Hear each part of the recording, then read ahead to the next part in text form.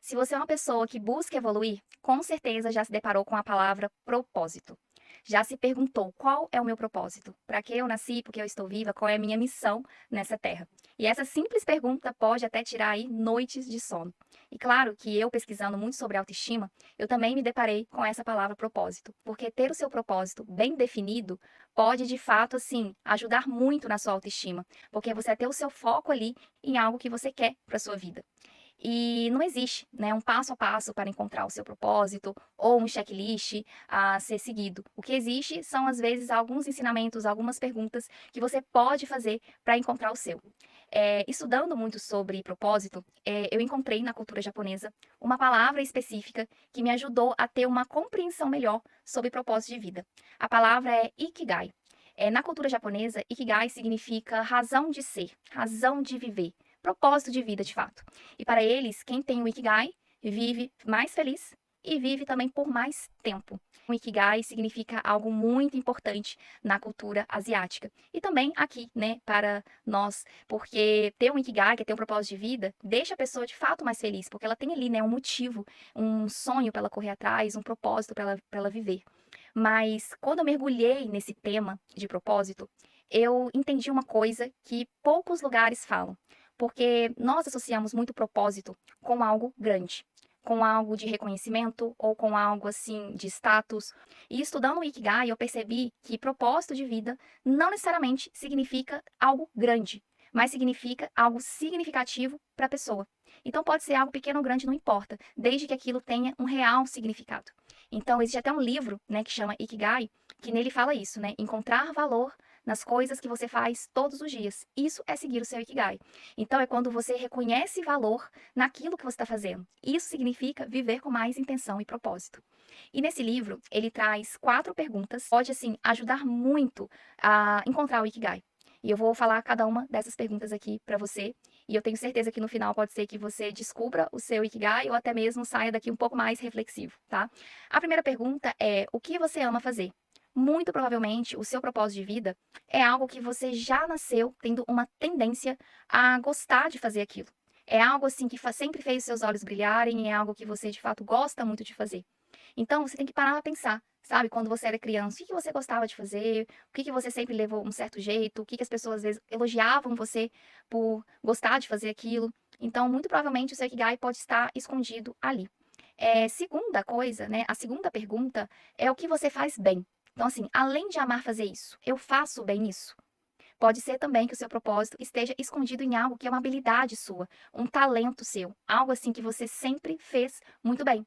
Então, você percebe que tem muito a ver com a nossa identidade, o nosso propósito, porque primeiro é o que eu gosto de fazer e depois é algo que eu faço bem. Então, primeiro eu tô ali na minha identidade, em quem eu sou, e depois que entra o mundo, que é a terceira pergunta, né? O que o mundo precisa?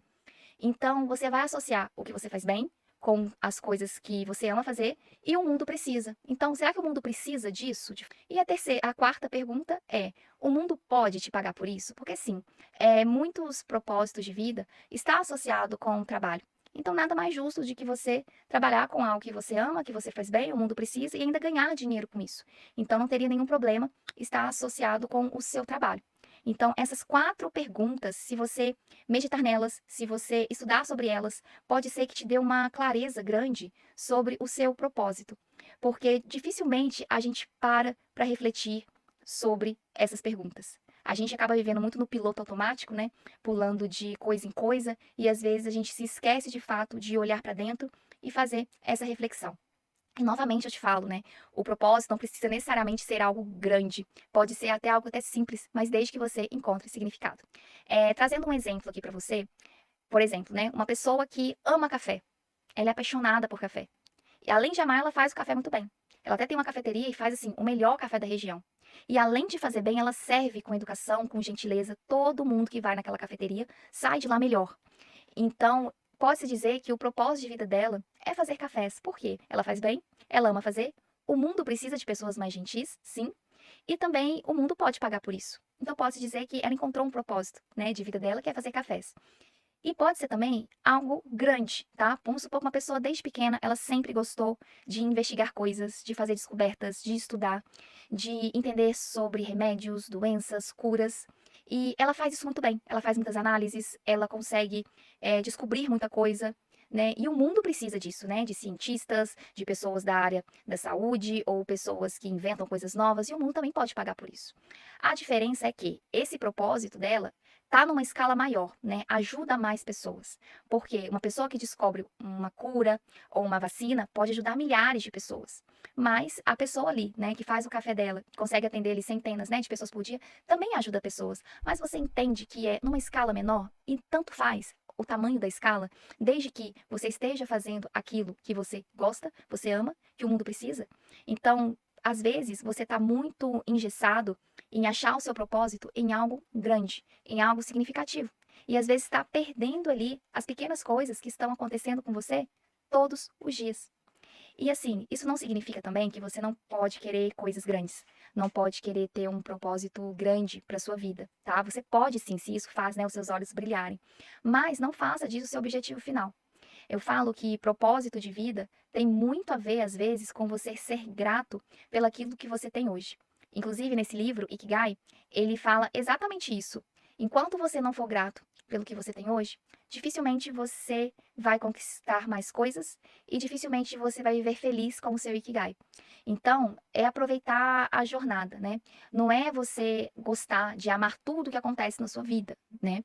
Mas é você encontrar significado naquilo que você faz. Isso é ter um Ikigai. Quando você reconhece valor nas coisas que você faz. Vamos supor que agora você está num trabalho ou fazendo ou numa sala de aula ou até mesmo em um curso que você não esteja gostando tanto, né? Dê tempo ao tempo. E tenha sempre aquele pensamento, né, que vou fazer bem feito hoje para colher amanhã. Então, se você for grato pelo que você tem hoje, com certeza coisas melhores virão daqui para frente. Então, ter um Ikigai é algo que faz a nossa autoestima ficar equilibrada. Porque quando a gente tem um propósito de vida, a gente tem mais resiliência, a gente tem mais foco, a gente tem mais determinação para lutar, né, com os desafios da vida. Sem um Ikigai, né, sem um propósito, acaba que a gente fica depositando toda a nossa energia na vida dos outros, ou com problemas irreais, ou até mesmo focando em coisas que não tinha tanta necessidade assim da gente focar. Eu indico muito esse livro para vocês, Ikigai. Inclusive, vou deixar o link aqui, quem quiser comprar. É um livro muito simples de ler. Ele fala exatamente sobre esse combustível interno da autoestima, que é o Ikigai. E eu tenho certeza que se você ainda não sabe qual é o seu propósito, né? Eu espero que esse conteúdo tenha acendido algumas luzes na sua cabeça, mas esse livro te pode mostrar melhores caminhos para você. O importante é que você não tenha pressa, sabe? O seu Ikigai, ele vai ser encontrado por você cedo ou tarde. A verdade é que todo mundo tem um, e às vezes até mais de um. Cabe a você, então, direcionar a sua energia no que você quer para sua vida, no que faz bem para você e também faz bem para o mundo. Eu espero que você tenha gostado desse conteúdo e eu te encontro no próximo material.